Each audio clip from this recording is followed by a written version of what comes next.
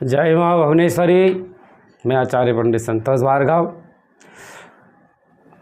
हम अभी 8 दिनों से माँ भगवती दुर्गा की नवरात्रि महोत्सव के बारे में प्रतिदिन जान रहे हैं।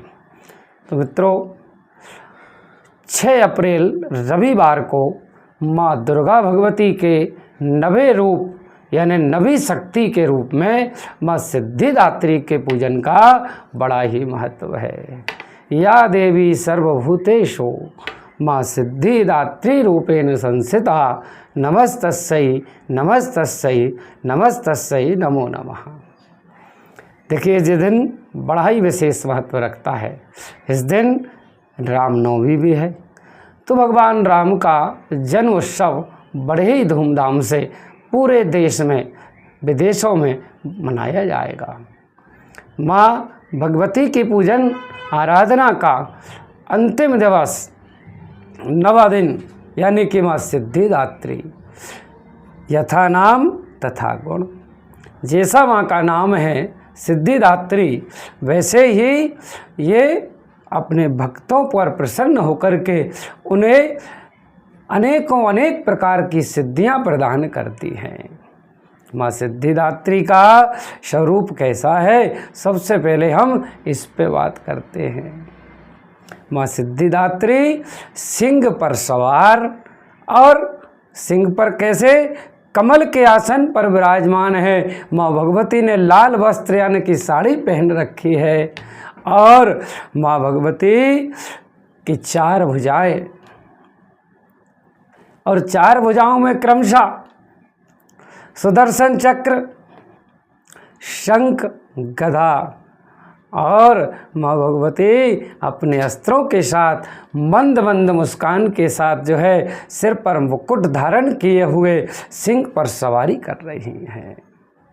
माँ भगवती को आज के दिन का जो रंग है वो कौन सा है, जामुनी यानी बैंगनी कलर।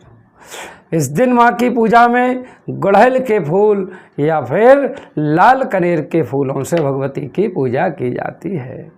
माँ सिद्धिदात्री को हम अर्धनारीश्वर भी कहते हैं। क्यों कि माँ भगवती के बारे में ऐसा मार्कंडेय पुराण में ऐसा विधान आया है कि भगवान शंकर ने इन्हीं माँ से अष्ट सिद्धियों के साथ साथ, वैसे तो 8 सिद्धि बताई गई हैं मार्कंडेय पुराण में, लेकिन 18 सिद्धियाँ भी हैं। कौन कौन सी?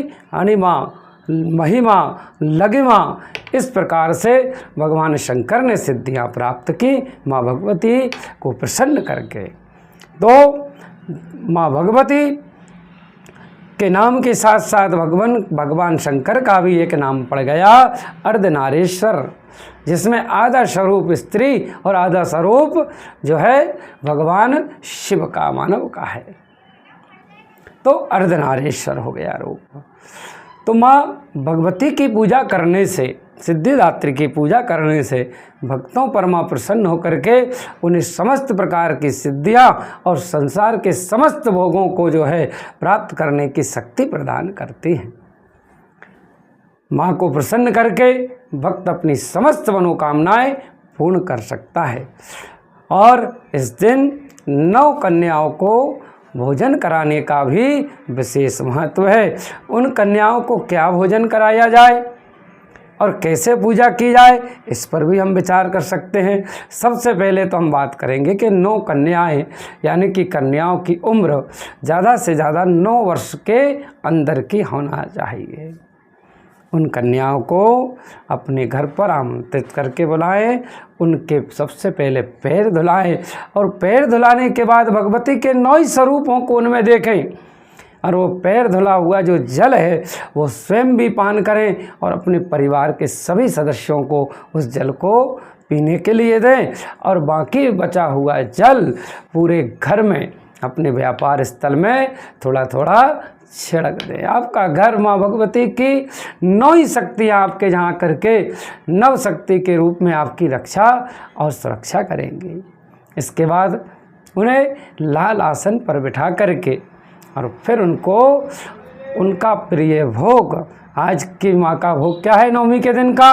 हलवा और खीर, पूरी और साथ में काले चने की सब्जी, ये उन्हें खिलाएं।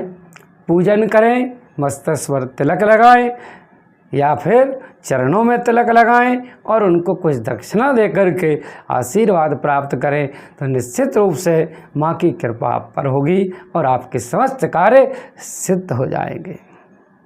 देखिए, आज ही के दिन भगवान राम का जन्म होगा। नवमी तिथि मधुमास पुनीस्ता, तो नवमी तिथि के दिन भगवान श्री राम का जन्म उत्सव कितने बजे हुआ? 12 बजे दोपहर में, अभिजीत मुहूर्त में। तो आज के दिन भगवान श्री राम का जन्म उत्सव भी बड़े धूमधाम से आप लोग मनाएं। भगवती की कृपा के साथ साथ आप पर भगवान श्री राम की कृपा भी होगी और आपके सभी काम बनेंगे। जय माँ भुवनेश्वरी।